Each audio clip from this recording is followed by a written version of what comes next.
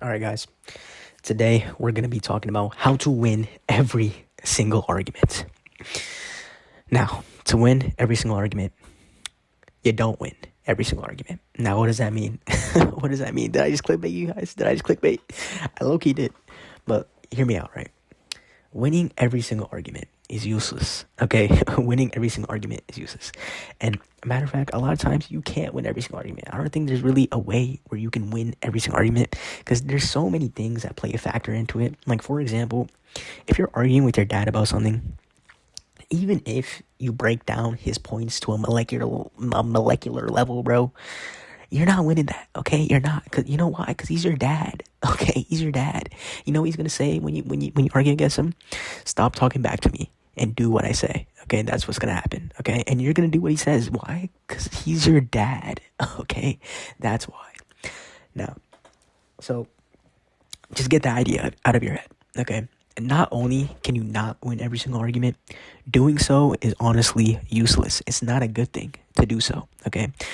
And the reason why you don't want to win every single argument is because say you had the magical power, right? The magical power that in every single conversation you get in, you manage to break down the other person's points to, a very extreme and specific level to where they have nothing else to say. Even if you do that every single time, you know what's going to happen?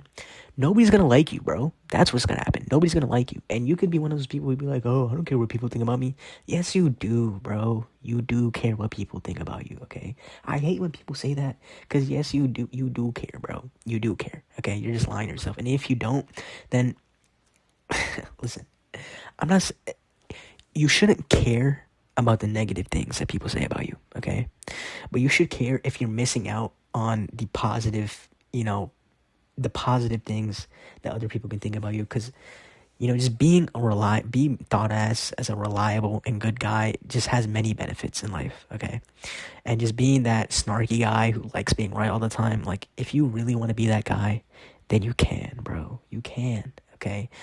But it's just not a great thing to be. It's really just not, okay? So, back to the topic, okay? Winning every single argument.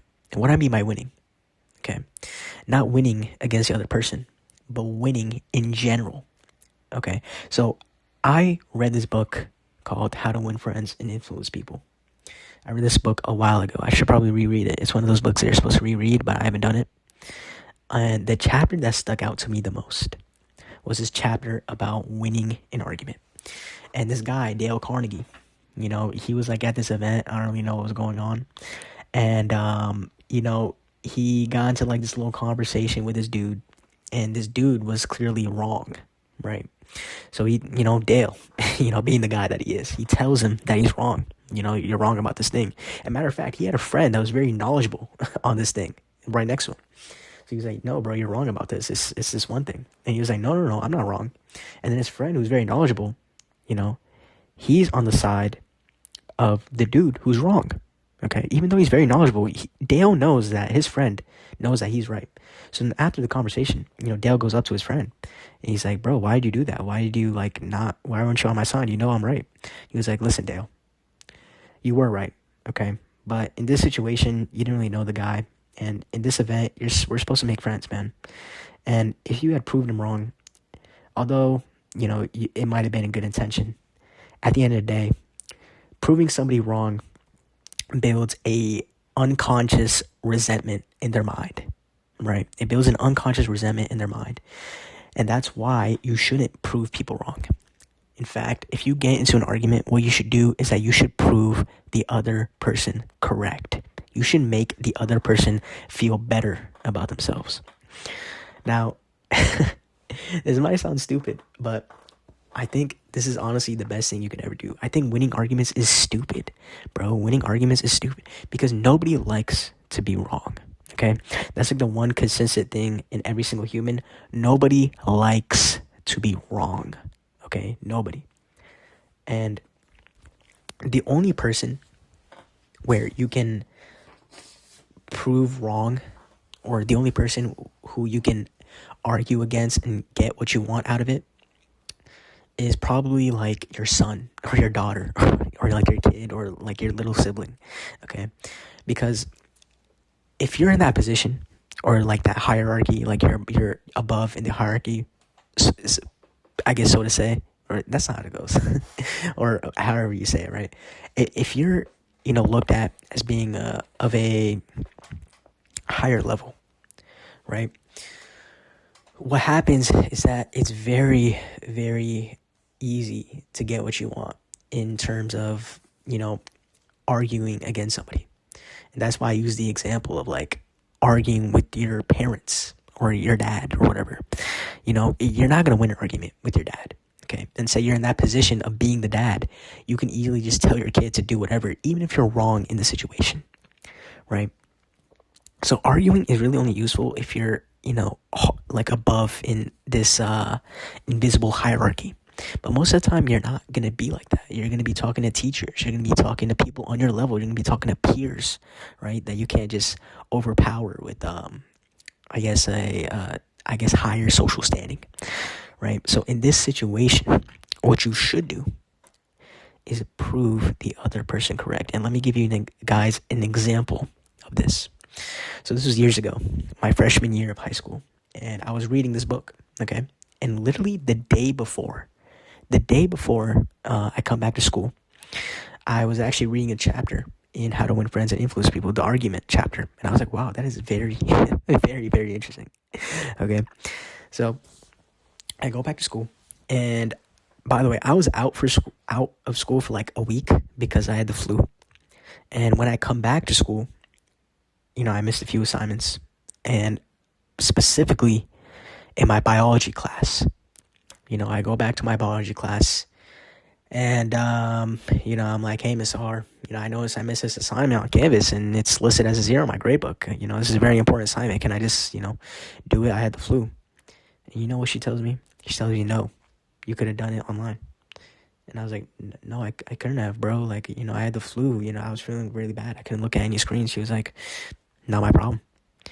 And when she said that to me and she walked away, in my head, I was like, okay, now I'm pissed off. Okay. There's this rage building up inside me. Now I'm pissed off. Okay. Because I care a lot about my grades. Okay. I care a lot about my grades. I'm a straight A student. I care a lot about my grades.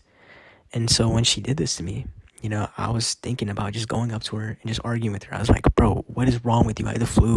Like, what are you talking about? Just give me this assignment. But I took a, deep moment of reflection. And I remembered this chapter I read.